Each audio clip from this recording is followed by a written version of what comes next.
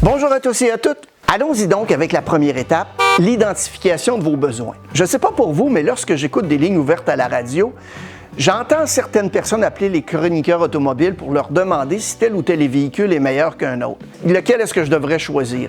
Et souvent, j'entends les spécialistes automobiles demander à l'auditeur « C'est quoi vos besoins? Qu'est-ce que vous allez faire avec le véhicule? » Acheter le bon véhicule n'est pas une fin en soi. Acheter le véhicule qui convient à vos besoins en fait le meilleur véhicule pour vous. Et comme on l'a déjà dit, la plupart du temps, il n'y a pas de mauvaise voiture et il n'y a souvent que de mauvais choix. Tout dépend des besoins que vous avez. Ça peut être facile de se laisser tenter par la nouveauté de l'année, par un bon rabais ou par la promo du moment. Si vous avez 2 enfants, un chien et que vous choisissez une automobile à 2 portes, j'ai comme certains doutes que vous manquerez d'espace à un moment donné et que vous n'aimerez pas nécessairement votre véhicule. Vous devez considérer certains critères fondamentaux pour préciser vos besoins.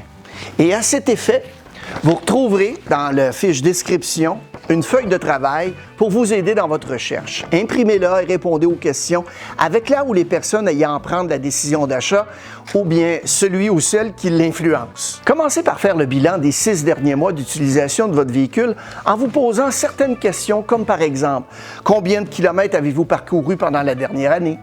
La réponse à cette question va vous aider à départager les modèles en fonction du niveau de confort et de l'importance de la consommation d'essence ou de l'électricité. Ça peut aussi vous éviter de dépenser une fortune pour un véhicule qui va passer la plupart du temps stationné dans votre cour. Quel type de conduite est-ce que vous faites? En ville, pour la famille, une conduite sportive? Est-ce que vous travaillez sur la construction, de luxe, hors route, plein air? Qu'est-ce que vous faites la majorité du temps avec votre véhicule? C'est ce que vous devez considérer avec la feuille de travail. Si vous conduisez la majorité du temps à 15 km de votre résidence, vous pourriez par exemple considérer l'achat d'un véhicule hybride ou électrique. Et étant donné que ce ne sont que pour de courtes distances, le confort peut être moins important et vous y gagnerez évidemment sur l'économie en essence. Mais à la fin de la journée, c'est vous qui voyez vos priorités. Est-ce que vous utilisez votre véhicule seul ou accompagné d'un ou de plusieurs passagers? Le niveau de confort et l'espace recherché doivent dépendre de l'usage et de l'utilisation que vous ferez du véhicule. Un ado avec une poche de hockey ou bien un collaborateur avec toutes ses denrées peuvent, croyez-moi, créer toute une calamité. Ça rime en crime, hein? Vous devez vous demander quels sont vos besoins actuels, mais aussi considérer ceux d'ici au moins 5 ans. Dans les prochains mois ou années, est-ce que vous prévoyez changer d'emploi, un nouveau bébé, un ado qui va vouloir utiliser le véhicule, un hobby qui demande de l'espace ou des déplacements? Il y a beaucoup de gens qui disent qu'ils désirent garder leur véhicule le plus longtemps possible. La réalité que m'a appris ma pratique, c'est que je constate que les gens changent en moyenne de véhicule aux 4 à 5 ans. Une autre excellente question à se poser. Quelles sont les choses que vous aimez vraiment de votre véhicule actuel et aussi celles qui vous déplaisent? Vous la conduisez depuis un certain temps déjà. Trop grande, trop petite, manque d'espace, pas trop ouvrant, coût de réparation, d'entretien, tenue de route, visibilité, angle mort, facilité à se garer, apparence, etc. Ça s'applique évidemment aussi à la capacité de remorquage si vous prévoyez remorquer quelque chose, une tente roulotte, une roulotte.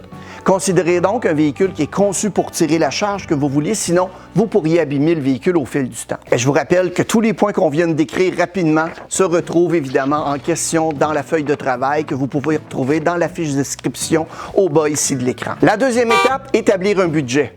Si je vous demandais combien vous coûte votre automobile en moyenne par mois, quelle serait votre réponse? En fait, selon un sondage qui est mené par l'Association canadienne des automobilistes, le CAA, les 2 tiers des Canadiens, soit 67 %, ignorent ce qu'il en coûte vraiment de posséder un véhicule. Quand vous établissez un budget qui se veut réaliste, vous devez considérer les points suivants pour la propriété d'une voiture. Premièrement, il y a le coût total du véhicule que vous voulez à l'acquisition. Ce montant doit inclure tous les frais, les taxes et les montants pour le financement ou les frais de location. Et quand vous concluez la transaction, confirmez tous les montants avec votre représentant. Deuxièmement, la balance du financement de votre véhicule actuel s'il y a lieu.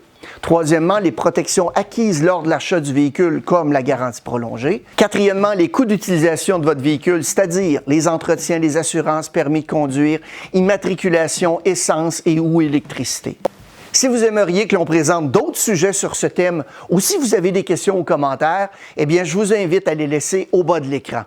Vous pouvez maintenant choisir et conduire le véhicule qui va vous rendre vraiment satisfait. Et si vous avez un ami ou un membre de votre famille qui pourrait tirer profit, bénéficier de cette vidéo, n'hésitez pas à le partager. Je ne me demande rien en retour, juste que vous le partagiez. Alors, merci beaucoup à tous et passez une excellente journée.